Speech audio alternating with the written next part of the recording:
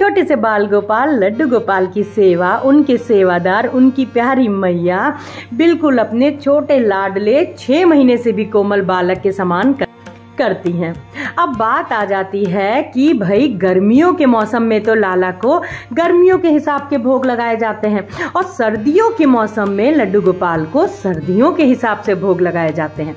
चाहे गर्मी हो या सर्दी हो, मौसम के हिसाब से ही लड्डू गोपाल की सेवा बदलती है। तो आ चुकी है कड़ाके की सर्दियां और सर्दियां हमारे शहर में तो बहुत अच्छी खासी पड़नी शुरू हो चुकी हैं। अब इस मौसम में आपको लड्डू गोपाल को किन चीज़ों का भोग लगाना है और किन चीज़ों का भोग नहीं लगाना है, आज के इस वीडियो के माध्यम से मैं आपके साथ में साझा करूंगी। तो चलिए शुरू करते हैं आज के ब्लॉग को। हरी बोल। जिस प्रकार से घर में छोटे बच्चे की, 6 महीने से भी कोमल बच्चे की और जो थोड़े नटखट छोटे बच्चे होते हैं जो चलना शुरू कर देते हैं, उनको हम ख्याल रखते हैं उनके खाने का, पीने का, कि ये खिलाएंगे तो उनके शरीर में गर्मी रहेगी, इस तरीके से उनको पहनाएंगे तो उनको गर्मी नहीं लगेगी। उसी प्रकार से लड्डू गोपाल भी पूरे घर में डोलते हैं, पूरे घर में खेलते हैं और उनको भी जो भोग लगता है, जो उनको भी खान पीन का उनकी जो ख्याल रखा जाता है, वो एक छोटे बालक के समान ही रखा जाता है। अब ठंडकों के मौसम में लड्डू गोपाल को किन चीज़ों का भोग आप लगाओ और किन चीज़ों का भोग आपको नहीं लगाना है। सर्वप्रथम ठंडी चीज़ों का भोग आपको लड्डू गोपाल को नहीं लगाना है। गर्मियों के मौसम में हम केले का भोग अक्सर शाम को लगा दिया करते थे, जो कि सर्दियों के मौसम में हमको अब केले का भोग उनको नहीं लगाना है, क्योंकि केले की जो तासीर है वो ठंडी होती है। इसी प्रकार से जो भी फल आप लगाओगे भोग में लाला को, उनकी तासीर देख के लगाइएगा कि ठंड के जो तासीर है वो आपको नहीं लगाना है। फल का भोग आपको जो सर्दियों का, आप आड़ू का भोग लगा सकते हो, आप छुआरे का भोग लगा सकते हो भिगो के दूध में, आप जो खजूर है उसका भोग लगा सकते हो लाला को। और सबसे प्रिय जो लड्डू गोपाल को सर्दियों में उनका भोग होता है वो गुड़ होता है। आप गुड़ के, चने के साथ में गुड़ और चना का भोग लगा सकते हो। आप दूध में भी उनको चीनी की जगह पे केसर और गुड़ का दूध आप बना के उसका भोग लगा सकते हो। किन मेवों का आपको भोग लगाना है, तो जिन मेवों की तासीर गर्म है अब आपको उसका भोग लगाना है। जैसे बादाम हो गया, आप जो गर्म मेवे जितने भी हैं आप उनका भोग लाला को लगा सकते हो।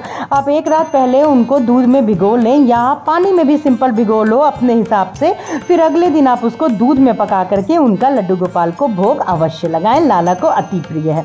फिर बात आ जाती है कि किस प्रकार से भोजन का आपको भोग लगाना है। अब देखिए, जो तासीर जिन भोजनों की, अब सर्दियों में तो इतने तरीके के साग आ जाते हैं और लाला को तो साग बहुत प्रिय है, तो आप लड्डू गोपाल को बथुए का, पालक का, सोया मेथी हो गया, साग का भी भोग आराम से लगा सकते हो, मटर का भोग आप लगा सकते हो।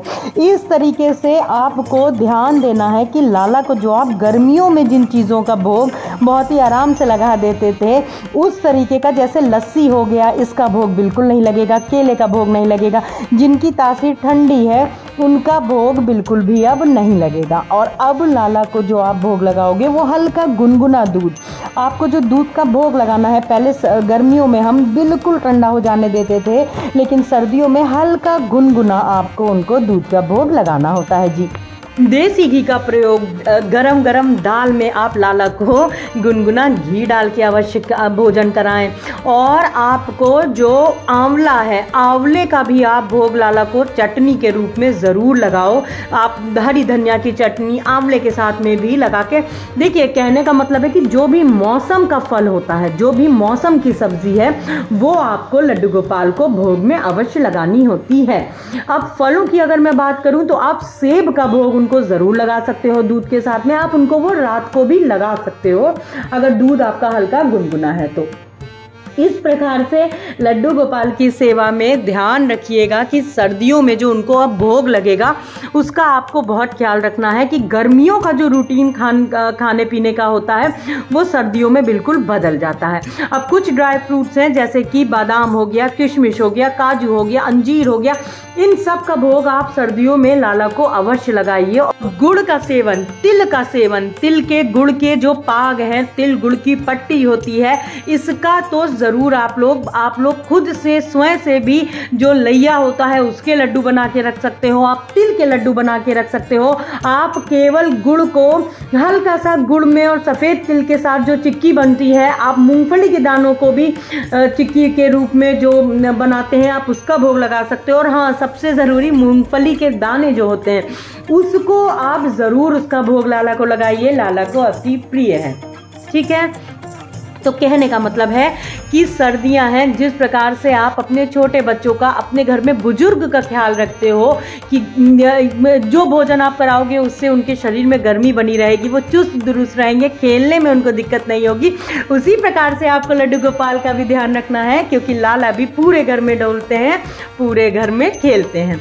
तो दूध में चीनी की जगह पे आप हल्का गुड़ डाल लीजिए और जो मेवे मैंने जिस प्रकार से बताया वो अवश्य लगाइएगा भोग। तो चलिए आज के लिए बस इतना ही, मिलते हैं अपने दूसरे ब्लॉग में बहुत जल्दी। हरि बोल।